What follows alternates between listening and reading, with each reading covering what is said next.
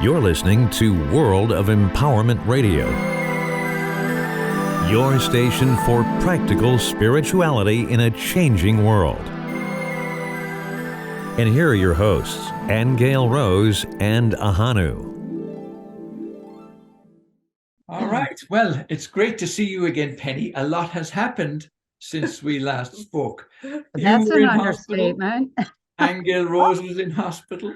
We've had great ICU experiences. My God, it's been traumatic. I bet. It's been traumatic. It's just been... Well, it might not have been for you, but it was for me, I'll tell you. I relaxed a lot. I know. Didn't know what to do with himself. Yeah, seeing her going off with an ambulance, it's a scary thing. It is. It is. I didn't have a spouse who was freaking out. I had 4 kids and they were same thing. Like, what's happening to my mother? So, yeah, it's a big deal. It's the strangest thing that even though you might have some idea of what's going on spiritually, nonetheless, when it happens, it really shakes you up, Yeah. There is no getting around the physical. That's something to contend with. Right. Right. Yeah. Well, I was telling Ahonu, that just before that happened, I was dreaming, and in the dream, and now I understand what it was, but before I was dreaming, I was in this beautiful modern office building, right? Beautifully decorated, very elegant. Oh. And I was part of a team of 4. And our job was to find out the secret of the Chinese on how they could regulate temperature. Oh, wow. In other words, they had a whole clothing line, and it had something to do with the success of the clothes, had something to do with the temperature. So that was our job, right? So I went back to sleep, and when I woke up again before he took me to the hospital, it was the same dream, except that there were 4 men and me, and I had the sense there was another woman, but I couldn't see her. But they were all in a corner huddling, talking. Well, what's interesting is that the hospital I was in was super modern. Okay, all the doctors I had were Eastern Indian. Okay. And the temperature, I looked it up and I thought maybe they're telling me I need a Chinese doctor to regulate my inner temperature. Because, I've been getting very cold, and it's not cold here. It's in the 70s and lower 80s, and I sit here shivering, Oh, wow. So my temperature's off. So I thought, well, maybe that's what that's telling me, because I thought the Chinese, the secrets of the Chinese. But maybe they know something. Maybe that's what I kind of surmise, that maybe I should see a Chinese doctor, Oh, I think you were practicing. The clothing is your body. It's what you wear when you come here. Yeah. So, we figured it was a premonition of some kind. So I thought, am I dying because there's new clothes over there in the corner? Yeah. Oh, my. Get rid of this one. Anyway, enough about me. Oh, wow. Well, I'm glad that you're better. Well, the one thing I just want to mention real quick, we do want to talk about aliens today, because that's what we had planned on talking about. Yeah. But just to mention real quick, Penny, that, ever since your experience in hospital, when you talked about that being an upgrade, we've had so much feedback also from our people about upgrades, that people... What really surprised me was when we put it out to our list of people that she was in hospital, they were all saying, oh my God, the same thing happened to me, or I just got home from hospital as well, or, I've had high blood pressure this last while, or I've been feeling dizzy. And it's not just 1 or 2, it's not random, it's a lot of people. Yeah. Have you had that same experience? Exactly. Yeah, it's the strangest thing. Yeah. Well, that was at the bottom of my list, Penny, but apparently he's addressing it now. We put it Okay. Yeah. When I came out of the hospital, I was talking with John Peterson, because I'm getting ready to go to the Arlington Institute, and I was telling him that I had spent half the time on the hospital bed and the other half on board the ship, where they were working on me and telling me that I was getting this upgrade because it would make it easier for me to manage the high frequency area that our planet had moved into. And John said, "Oh my God, that's the same thing." He said, I just thought they were the wildest dreams. I'm on board this spaceship and talking with these other beings. And so ended up, I have 9 people on my list that I know personally that have had the same thing.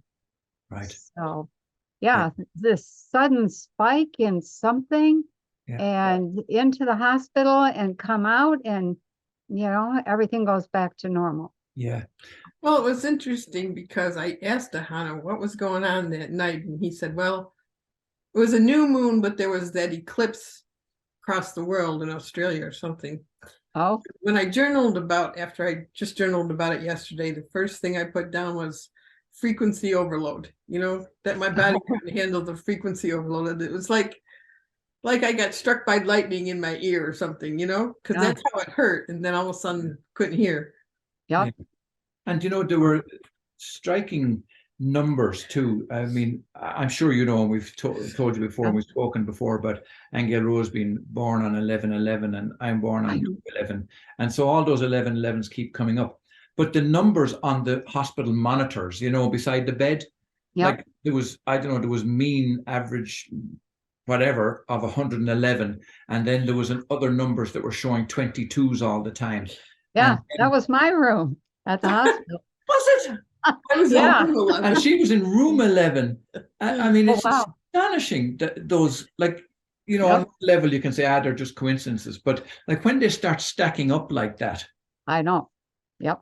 Yeah. Yeah, then it makes you stop and think, okay, what's going on here? So it was also a moment where we're in the hospital room and I'm talking to my kids. 2 of my children were there, and in sailed this woman that I know from way back, and hadn't seen her, hadn't heard from her, didn't know anything about her. Nobody had put out anything at that point, and she just knew that I was in that hospital and what room I was in, and she walked in and she said, "You really got a good hospital room number." She said it was. I was like, "Oh my God!" And she proceeded to chat for a while, and then she just left.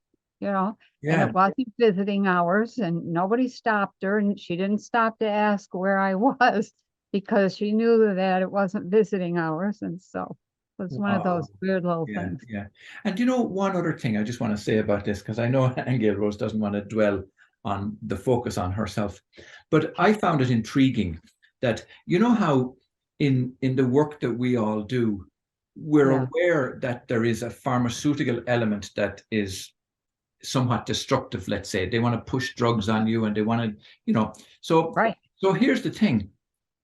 We found the opposite to that in our experience in the hospital this time.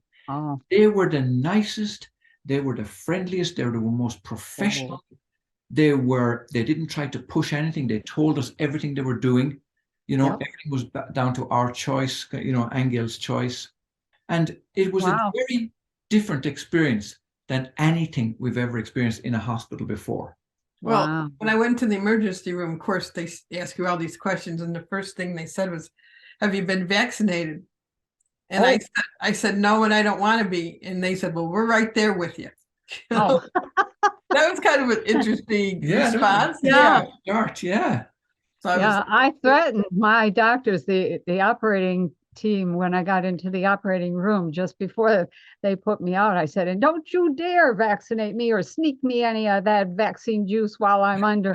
And they burst out laughing and said, "Don't worry, we won't." You do have that thought though, don't you? I had that thought, like, when they put something in your IV, it's like, well, what are you really putting in my IV? I know. Oh my gosh. No, they were very good, And of course I'm on blood pressure medicine now and dizzy medicine, and but I came home and I thought to myself, who gives a shit, at this time. I know. Just who cares? Who cares? Just let me not have to fall over and let my blood pressure not be 250 over 100 Right. something, which is what it was. Yeah. Yeah, So, mine was up there. Holy cow, from the pain. yours was up there too. Yeah. It was 183. You know, Yeah. it's normally like 120, 130, and Right. it's up there. And Yeah. it was Yeah. pain. It was a terrible pain. I couldn't get a hold of it. So Wow. Yeah. Wow. I know that's interesting. Yeah. Yeah. But I had those questions, Penny, about the symptoms later on in my discussion with you. oh, okay. All right. And What do you Ahonu want to had talk said to about? me, listen to this. Ahonu had said to me prior, are you sure you want to go there with Penny? You sure you want to talk to her about that? And I said, yeah. Yeah. So what happens as soon as we get on? He starts talking. Well, no, I'll tell you where. You see, I think he needs the therapy. no, I just like to try and maintain some continuity because, and also in a sense to answer people's questions because they're the very questions that they've been asking us. Do you know what I Yeah. mean? So I wanted to deal with that. But also now to circle round. Do you remember the last time we were talking, you were going through all these points, and you came to point 6 and it was about aliens. And we were at the end of our time. Yeah, I remember. you- She would you- answer the You question wouldn't about answer. Sedona. You said, yeah, we'll deal with that next time. Okay.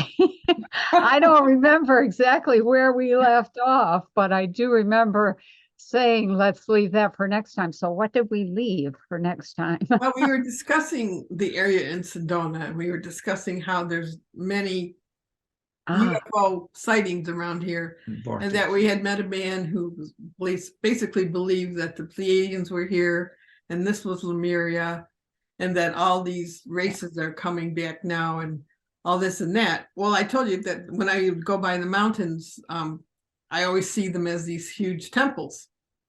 Oh, Okay, and never got any answers really on what temples, who. But more than that, we were just going to discuss ETs in general anyway, Penny. okay. Races and, are there races helping us now that are helping the evolution of our planet? And if there are, who are they? And what do you know?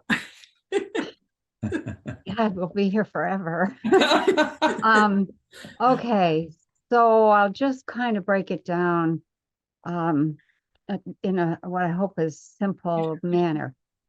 The planet, our planet, was targeted a long time ago by some people that didn't have good intentions, okay? And those people are just like you hear in all of the internet stuff, reptilians or Dracos, sometimes they're called Dracos, and tall grays, which are sometimes called Ebens and sometimes called Nebus, and then small grays, which are sometimes called Zetas or Zeta Reticuli. And so they have, and they have a few other people that they have aligned with that are not very honorable. And when I say not very honorable, they don't honor free will, and they want slaves. So that's what they're after, okay? Because that is the commerce that is interplanetary and intergalactic slaves.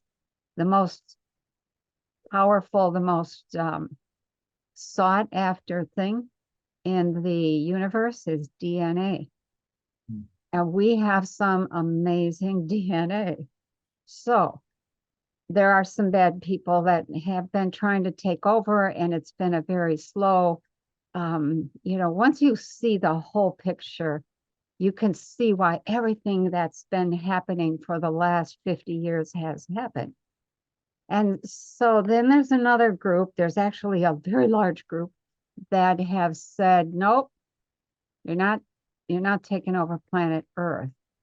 And so they have come, and they have limits in terms of what they can do. They can try to engage the warlike reptilians and et cetera. The reptilians actually are the warring ones. The The Greys are the ones doing all the on the ground work, hybridizing in order to get their people in here. So that's been going on for a very long time, that hybridization program. So we have some good guys and some bad guys. The good guys are limited in terms of they cannot attack our planet. They can't do our work for us. They can't do anything that would put us at risk. So that war has been going on in the open, and it really bugs me that our government has just plain old been lying through their teeth for years, for decades. No, there's no ETs. There's nothing like that happening here, and making fun of people and shaming people. And in the background, they're working with them left and right. There are at least 2 or 3 dozen, maybe even 4 dozen groups, different kinds of ETs here. I know of a few. I know a few, and you know they're the good guys. I know of the bad guys, but the ones that I deal with are all on the good side. So that's the long answer to your short question. Okay. Can you name them or no? Yeah, I can, some of them. So the let's see, the ones that I'm working with, of course, are Pleiadian, and there's different kinds of Pleiadians. Mhm. You know, there's a bunch of them. And they look slightly different, but they're very similar to us. Mhm. The second ones I'm working with are Gentrans. They don't look much like us. They're humanoid, but they have, their eyes are different, and they have a forehead that slants out, and this whole nose thing is like a bunch of bumps or wrinkles. And they're amazing, wonderful beings in many ways.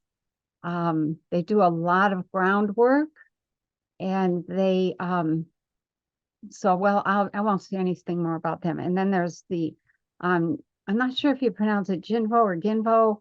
I think they call it the Jinvo.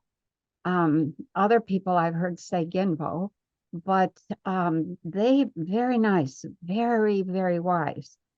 And then there's a couple that I know are Umo. They're from the planet Umo, and they're similar to us. They look very much like us. I was just thinking about this morning. I think my girlfriend from when I was in grade school was one of them. She had all of the characteristics, all of them, right down the line. Tall, sloping shoulders, you know, skinny, really tall forehead. I mean, amazingly tall forehead, thin hair. And and she was a huge inspiration to me. So I think, you know, she was one of them. They do healing. They do a lot of healing work. And then there's a few others that I have worked with and seen. Some of them I don't really know their background a whole lot, but those are the main ones. There's a couple people from Andromeda, or not Andromeda, Arcturus, that I have worked with. That's basically, those are mostly the good ones. Those are all good. So, and then there's the people that they're from, how do I say this? You know, I came here because this was an assignment for me. Maybe you've heard me say that before. I came because this is like a graduation assignment, you know, to come down here and teach the world about the mind and consciousness and change the direction of the planet. And I thought, oh, that's a piece of cake. Well, that hasn't been the case at all. And it was far more difficult and challenging, far more stressful than I ever would have imagined. But here I am doing my best. So the reason that I came here was because I want to I want an invitation to become part of this group that goes around the universe seeding life. And you have to have at least one experience. Most of your education is hands-on education, and you have to have experience in which you are immersed in a culture of civilization that is struggling to take an evolutionary step. And that's us. We're trying to take an evolutionary step. And we've got these, warlike beings from elsewhere up by Orion, Sirius, that are here causing all kinds of havoc and have gotten control of so many things. And most of the top ones have left. They left in 2021.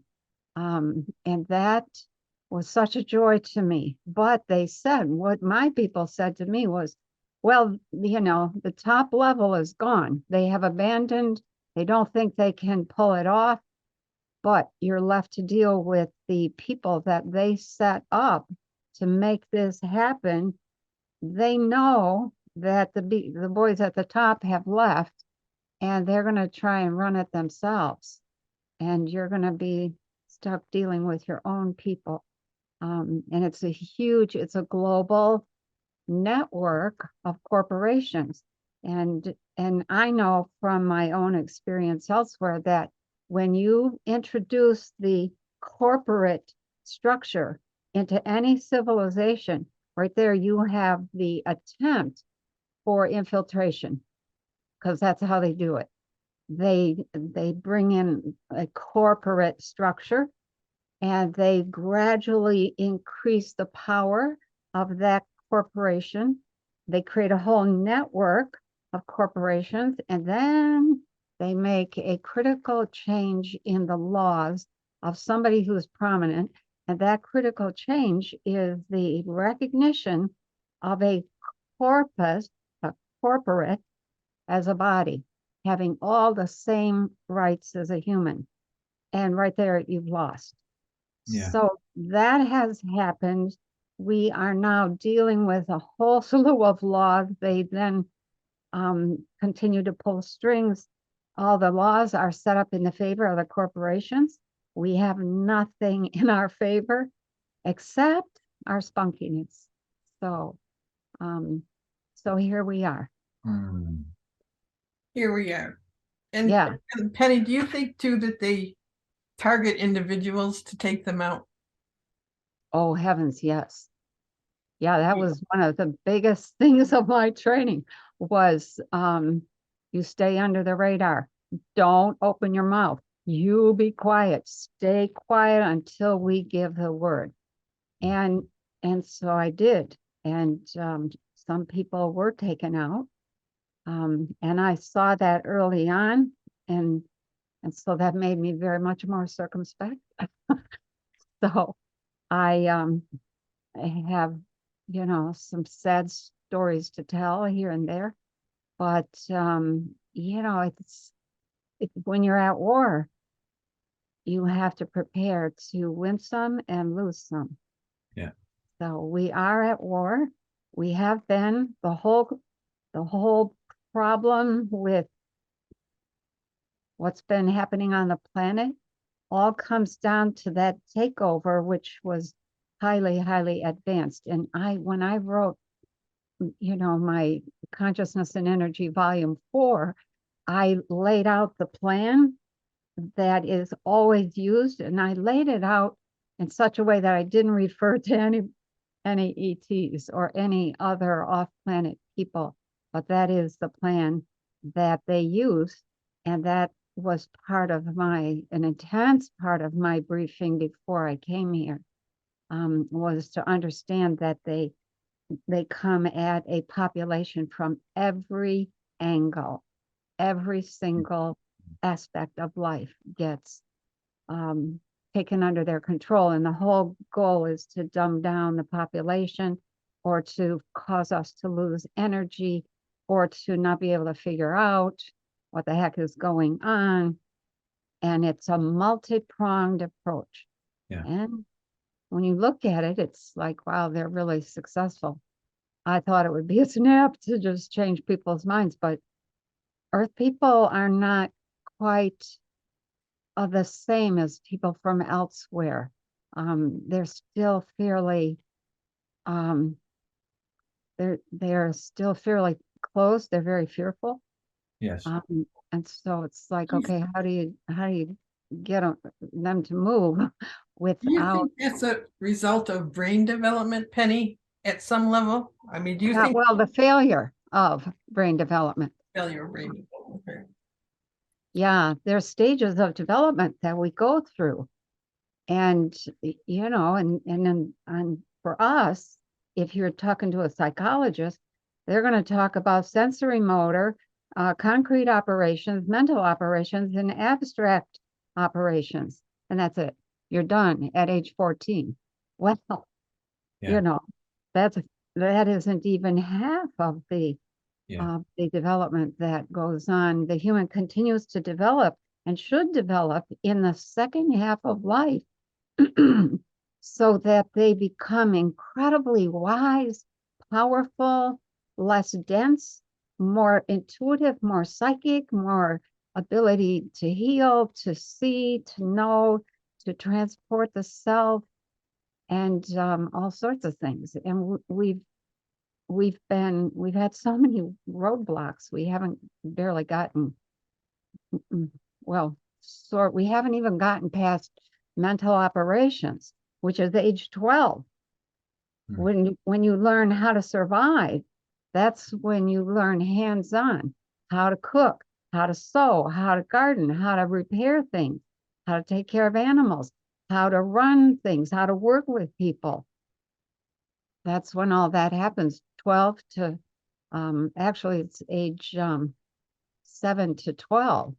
You miss that stage, you don't have any security. Yeah. Well, they sure don't teach it in school, that's for sure. No. Yeah. No, you know where I learned it was in 4-H. Everything I needed to know, I learned in 4-H. It was like, holy cow. Yeah. I got out there and, with my husband and my first baby and was like, wow, nobody told me how to do this. Oh my God. So Same with me. I was never, I mean, my father was a great gardener and his parents were coming out of the Depression. They grew everything in their backyard. yeah. But my mom never taught, I was never taught how to do any of that kind of stuff. My dad used to go to the market and bring home a chicken and kill it for dinner. And I never knew any of that, except I knew he was chopping the thing's head off in the basement, which wasn't so much fun, but yeah. Yeah, you get those basic things, life and death. for sure. Yeah. For sure. Absolutely. Yeah. Well, not coming from the US, I don't know what 4-H is. It's a club. It's like, is it a farm club? Penny? It's a farm kind of club for children. And you have to be at least 10. I got in when I was 9 because I lied. But you take these different programs, some in the winter and some in the summer. So I gotcha. a smattering of the things I took were cooking, baking. Every year I won blue ribbons at the fair, the county fair, for gardening and flowers. And I took photography. I took electricity. I took how to take care of your skin and your hair. Yeah. Oh my God, there was knitting, sewing. I won blue ribbons I started making my own clothes when I was 9 years old. Yes. And won blue ribbons for my dresses. Yeah. That's amazing. I can identify with that because the school system is different in Ireland, but you have a choice when you come to like age 11 or thereabouts that you can go to what we call secondary school. So at that point you have a choice to go to a technical school, which you have a different name for it, but it will be where you learn trades and all that kind of thing. Yeah. Or you can go on the academic route. Yeah. when I was 11, those two choices, the academic route was with the Christian Brothers, which I figured at that point in time, that is absolutely not the way I want to go. And of course, they learned Latin and Greek and all this. I have no interest to me at that time. And I took the technical route. And in the technical, we learned technical drawing, building construction, repairs, maintenance, boilers, mechanics, like we learned all that stuff. And it was the best grounding ever.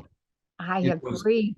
Fabulous. Yeah. Oh, yeah. Yeah. See, I was Penny the fact that he can fix anything and wire anything. Yeah. She just wants me to wear a belt around my naked body, I have one of those. I don't want yours, Penny. It's your tool belt. That's all she wants. She wants to see me in the tool belt. Very good. I took 4-H from the time I was 9 until I left home and got married. That's fantastic. Wow. It really is. Yeah. Yeah. I think we were very lucky too, because all of our family circumstances were such that everybody was into gardening, whether it was vegetables or flowers or whatever, but it was all, we were very aware of the necessity to plan for the winter like a farmer does. So you grow and you harvest and you give gratitude for that and so on. And it was being clued into the cycles of nature. And that was a wonderful thing. Yep, bingo. Yeah. That was our life. We ran our life by the seasons of the calendar. Yes. That was, it was just the way life went. When I went to the city and got my first job after graduation, I was like, these people, they're running their life by the clock. That was not how I was. And so my first job, I would get to the job, when I got there, which was generally around 8:30 in the morning. And they were like, you have to clock in at 2 minutes, within 2 minutes of 8:30. And I'm like, what? Who runs their life like that? Yeah. The whole factory was like that. Yeah.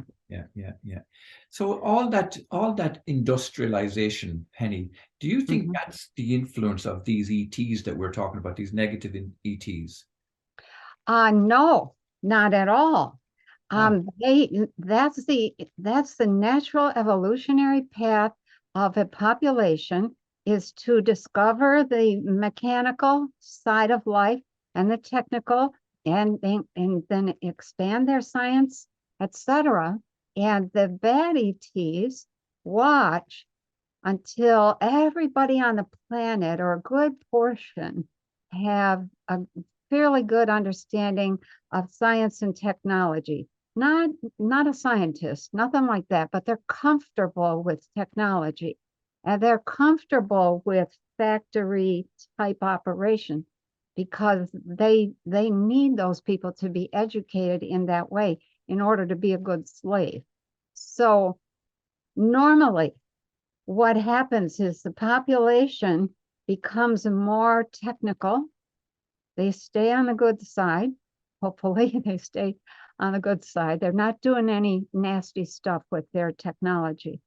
And the whole thing evolves as the interest in science grows, the interest in what's out there around the planet grows, and you begin to move yourself and your entire civilization toward a position of being ready, willing, and then finally able to get off the planet, go to the moon, go to at least be interplanetary, and then maybe be interstellar, visit other star systems, other solar systems, and then finally be intergalactic.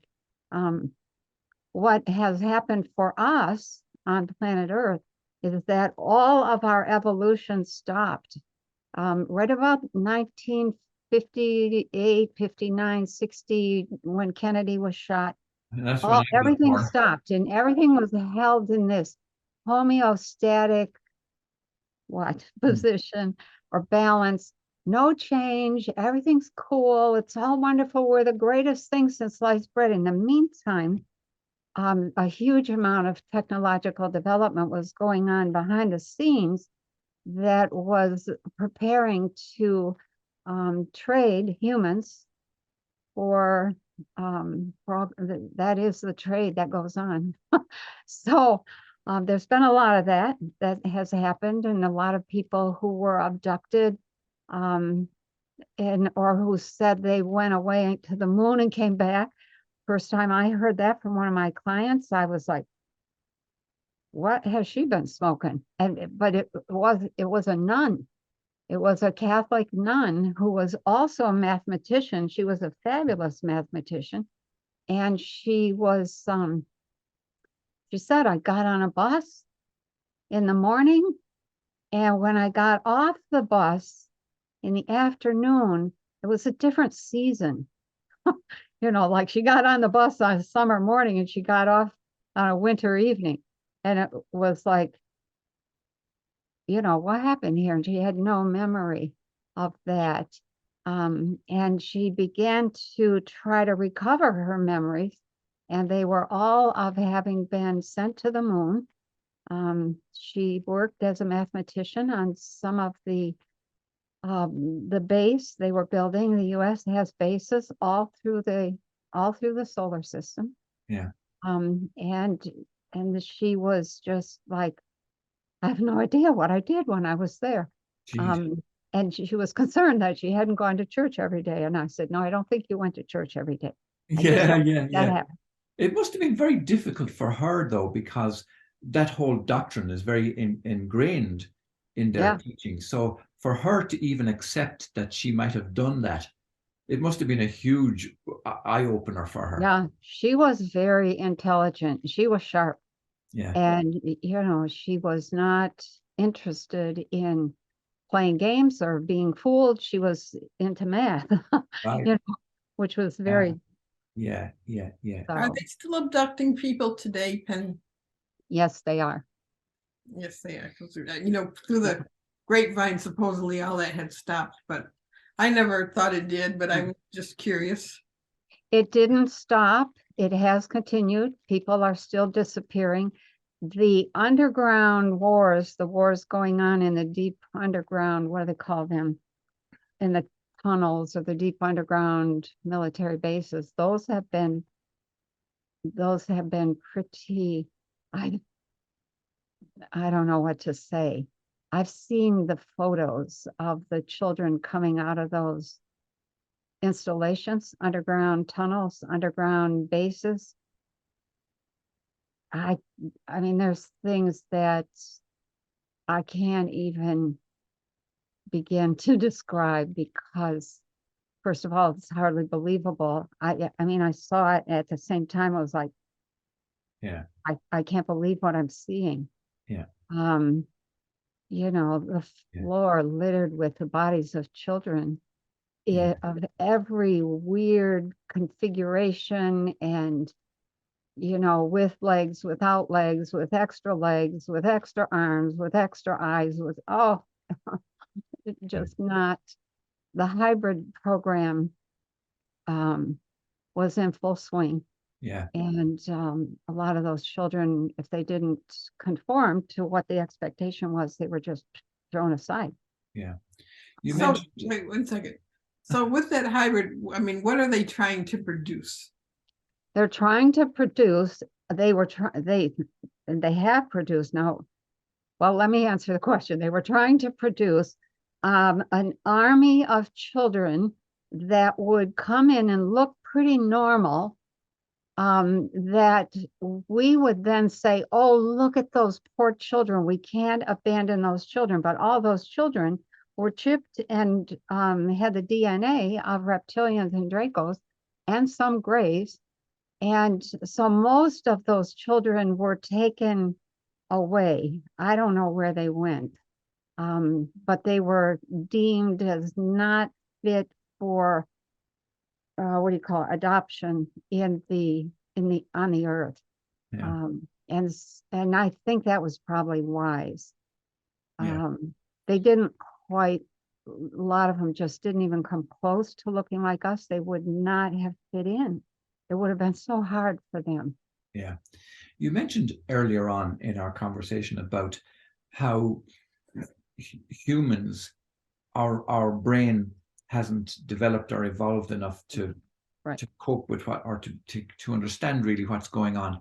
Now, in Yeah. that way, is there any chance for humans, like is there a percentage that has to evolve enough that will carry the rest of the population, or how does that work? Can you explain that?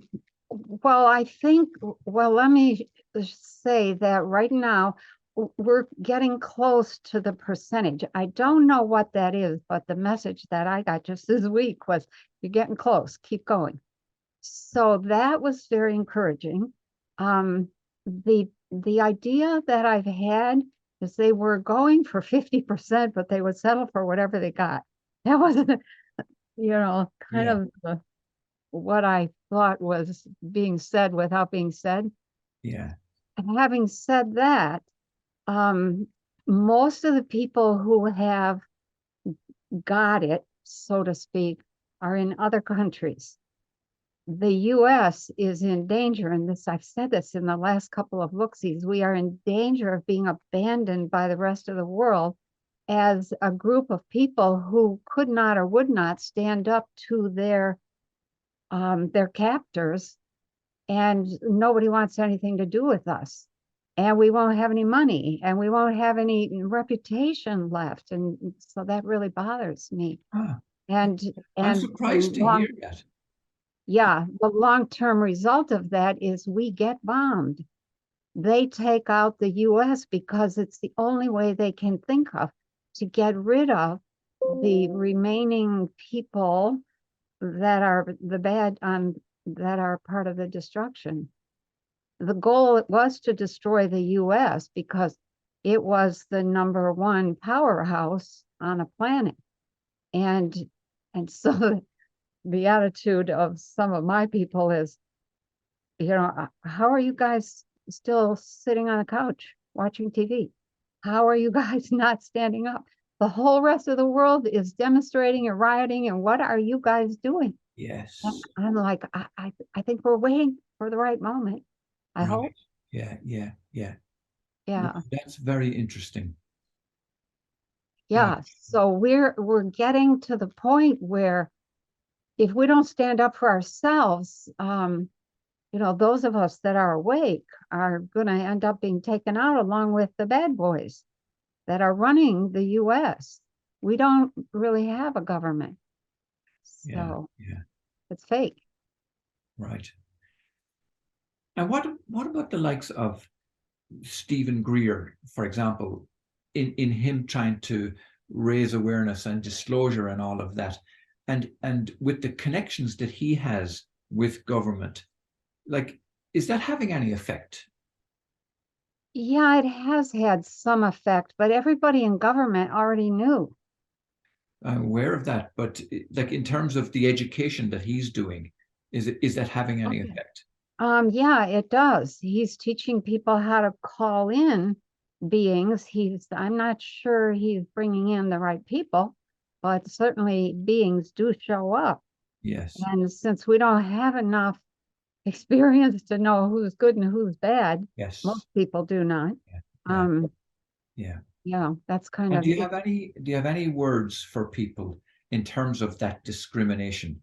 And the reason I'm asking you is because, like, that discrimination is needed throughout life at every level. Yeah. Okay, so this is how I do it. I think you have to get to a point where you are willing to feel. Step 1, feel. Step 2, then you have to trust your own feeling. And you have to not be ashamed of that or apologizing for that, even if you're crabby. So, and then you have to allow yourself, when you hear something, to feel that all the way through. What feeling does that information bring? And then that gets translated or expanded to individuals. Is that individual, does that individual bring this feeling of this amazing expansion and this good feeling in your gut and your heart, and you want to hear more, you want to know more? Or is there something about you that is either totally, whoops, hang on, bumped my computer, totally disinterested in that individual, or that, whatever it is you heard, that story. And eventually you get to the point where you hear a name or you hear a headline, and you know the whole headline, you know the whole story. And and that allows you, you're practicing. You can't just make blanket decisions. So learn to feel, learn to trust your feelings, begin to trust the feeling that comes when you read a story or hear some news, and then trust or don't trust the people. And then you go digging. You follow up. What else is happening with that company or that news story or that organization, or what else is that person doing or that person saying, and do all the pieces fit together? So for most humans, that you have to do the follow-up. A lot of people make snap decisions. A lot of people are really good intuitively. Yeah. So, but it helps a lot. Yeah. To be able to, to be able to do that follow-up, and to build an understanding of who's really working for our benefit and who's not, and who is on the bad side that could be compromised to come over to the good side. Yes. I learned many years ago from somebody a little technique to help build that validation and that verification. Very, very simple, like that discernment we're talking about. Yeah. And it was a very simple thing. And they said, imagine you're retired, you're 92 years of age now, and you're sitting on your porch, and this question comes up, what, like, do I trust him? Is this true?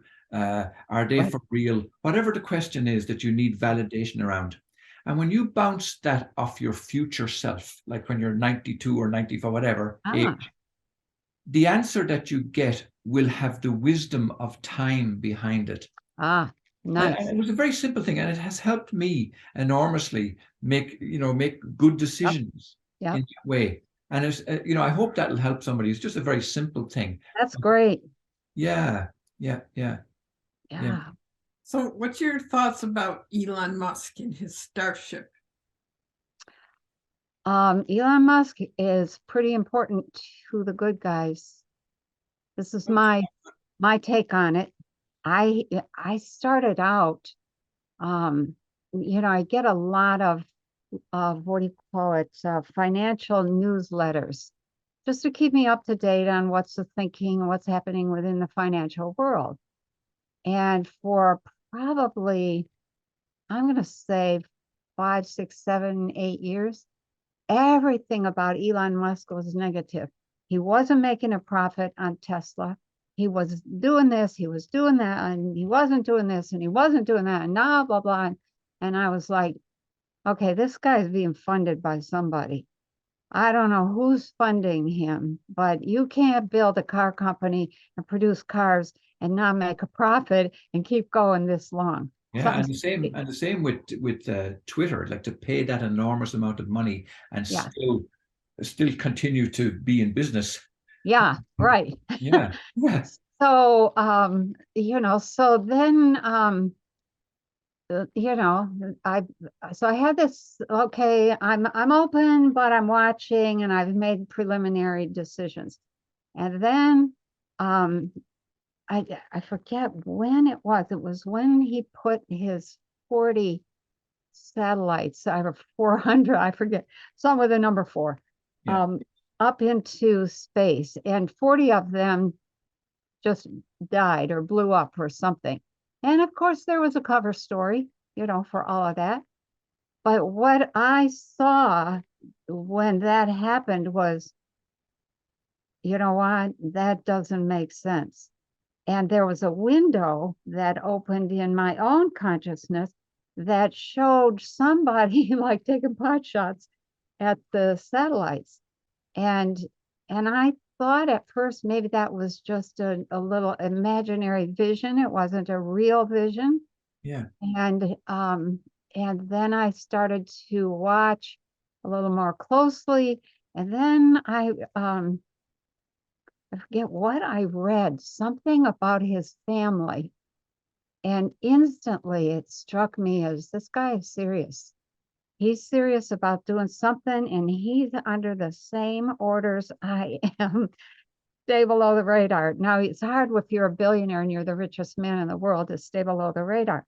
Sure. But he was keeping his alliances below the radar, just doing business, doing what came along. Yeah. And I think that when I read about the family, I thought, okay, I think that maybe I was wrong about him. And then there was another event where I heard him speak, and I thought, I liked that speech. That he was being honest and upfront, and he doesn't waste words. Yeah. He's very succinct. Yeah. And then when he said he was going to buy Twitter, I thought, why would you want to buy that? Yeah. And then when he bought it, and I didn't think it was going to go through. What's that? Oh, good God. Hang on. My phone is listening to me. It's very, Still working. oh my God. Okay. Well, let me put this somewhere. That's spooky. It's like Alexa. Yeah, it is. I don't even have Siri installed. Ahonu turns her off when we're having private conversations Oh, with people. boy. Yeah, somebody's listening. I hope you got an earful, whoever you are. So, anyways, when he bought Twitter, I saw that the deal was going to fall through, which it started to, but then he went ahead with it, and the deal was restructured. So, what I saw was that the original deal was not the deal he ended up with. And then, all kinds of changes happened, and I think, I'm still watching closely, but Yeah. I'm pretty sure that he is Yeah. somebody that is quietly working to get rid of the naughty boys.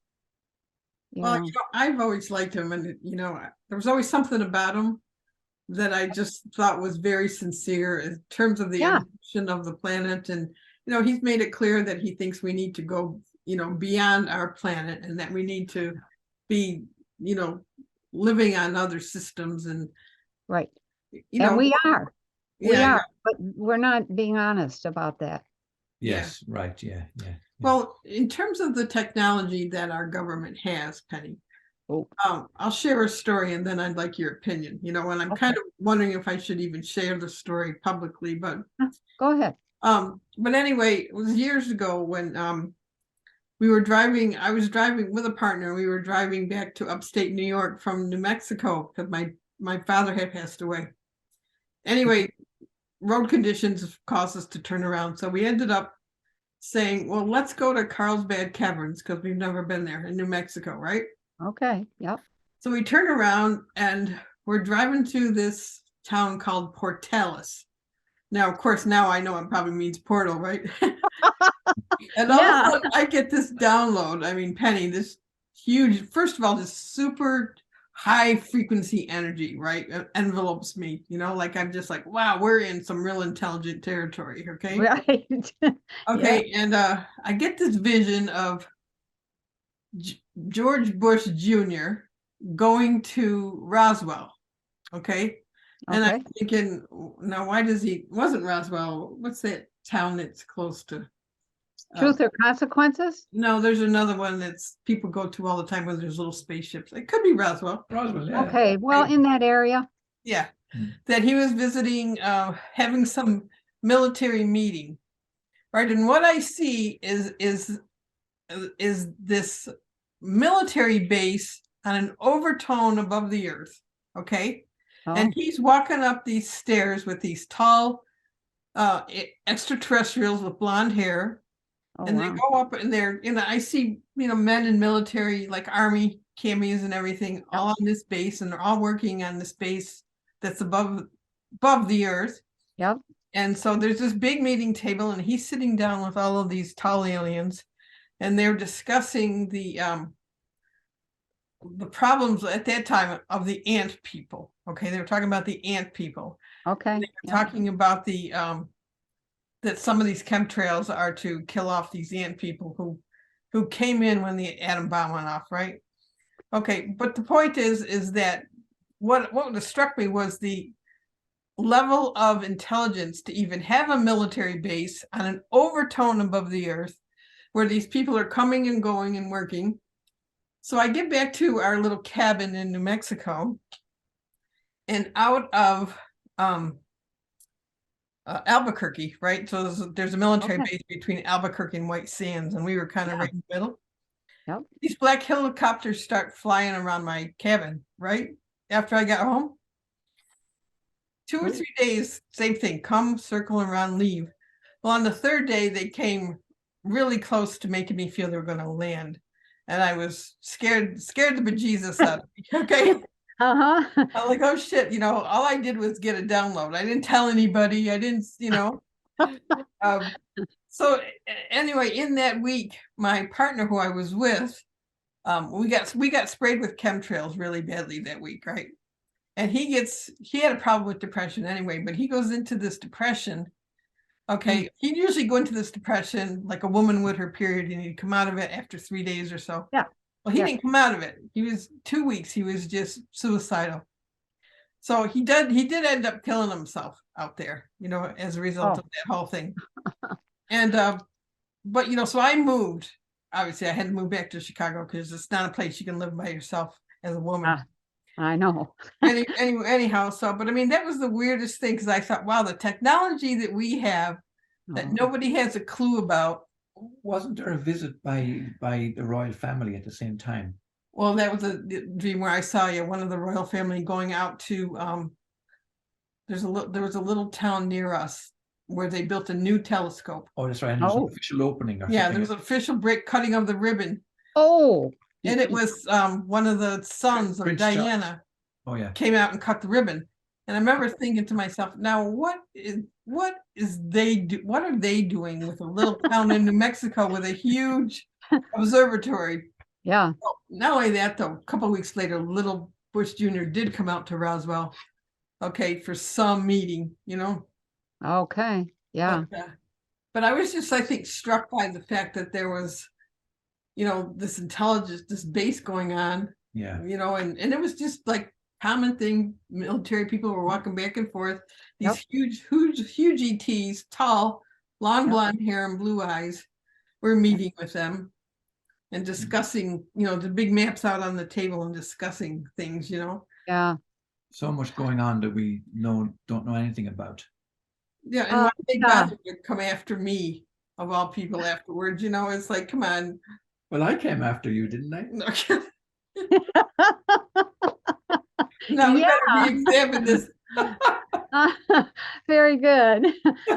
Yeah, that I think it would shock a lot of people to know how many bases we have underground, as well as on what would be easily called the mothership. Maybe not as big as some of the intergalactic motherships, but still pretty darn big.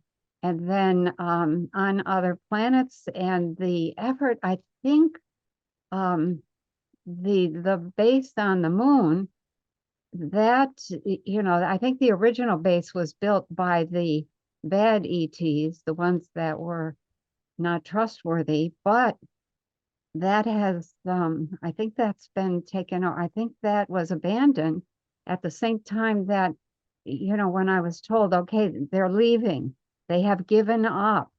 This was like late June, mid-July of 2021. And I was like so excited. It's like, oh my gosh, I think we have a chance now. But the There are numerous bases on different planets all around, and their moons all around our solar system. We are now interplanetary, and that is a very good thing, except that they're lying their butt off about the whole business. So, yeah, and there's been quite an effort. The government that Trump had put in place was geared 100% to get rid of the structure, the corporate structure that has taken over every aspect of life on this planet. And he did try. So, we'll see what happens. Like I said, it's up to us from here on out. We have to withdraw. So what do you know about the ant people? Not very much. I know that they exist. I know the mantis people, very nice. I know some of the they're called cat people. I've met two different versions of that, one panther and one leopard like. I in fact had a leopard as a guard for a while. So I don't tell that to very many people. But the ant people, I'm not sure if they're good or bad. I don't know enough about them. I know when I was down in Ecuador, down in the Amazon area, I knew that there were all sorts of ETs all over the place down there in those mountains and in those jungles, as well as just offshore in the water. I mean, ETs don't really, they don't matter. Physical matter doesn't matter to them. Yes. So, yeah. Well, I asked because my only memory of the ant people was years ago. I don't know if I was in you this. meet some? Well, I was in this meditation, and it was a memory. It felt like a memory to me, where I was in tunnels underground in Mars.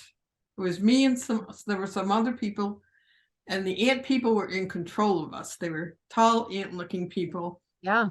And basically, we were slaves in these tunnels. Yeah. Okay, so true. my memory of them was not a good one. I never had a good memory of them. Okay, but there's other people who think they're great, but that was not my impression, Yeah. Okay. No. Yeah. I have heard little hints that they are part of the slave management on different planets. Yeah, that was my experience. And I knew it was Mars. I don't know how I knew, but I remember it was hot under these tunnels and the air was different than oxygen, Yeah. We were having to mine for them yeah, that's they exactly were right. And I think the big fake around Mars is that we've been told that Mars was devastated and there's nobody there. It's like there is too. There's people there. Yeah. Well, do you know, no, Penny? Yeah, I know you got a pile more questions, but we have to be conscious of people watching and listening too, and our time and your time too, and we're very grateful. I'd love to just kind of do a quick recap of what we've covered today, because Penny, you've really hit on some very powerful points. And the first one was that DNA is the most sought after item in the galaxy. I mean, we could go off on another tangent and talk for ages about that, and that's a super thing for us to remember. Let's do that next time. Put a star by that. DNA. Yeah, no, absolutely. Let's talk about the potentials of DNA. Reptilians are the warring faction. The Greys are the hybridizing faction. And the war has been going on in the open for millions of years. Pleiadians are similar. Not millions that I know of. I know of the last 100 years for sure. And that they were eyeing and making inroads back in the 1500s. Okay, interesting. Yes. Yeah.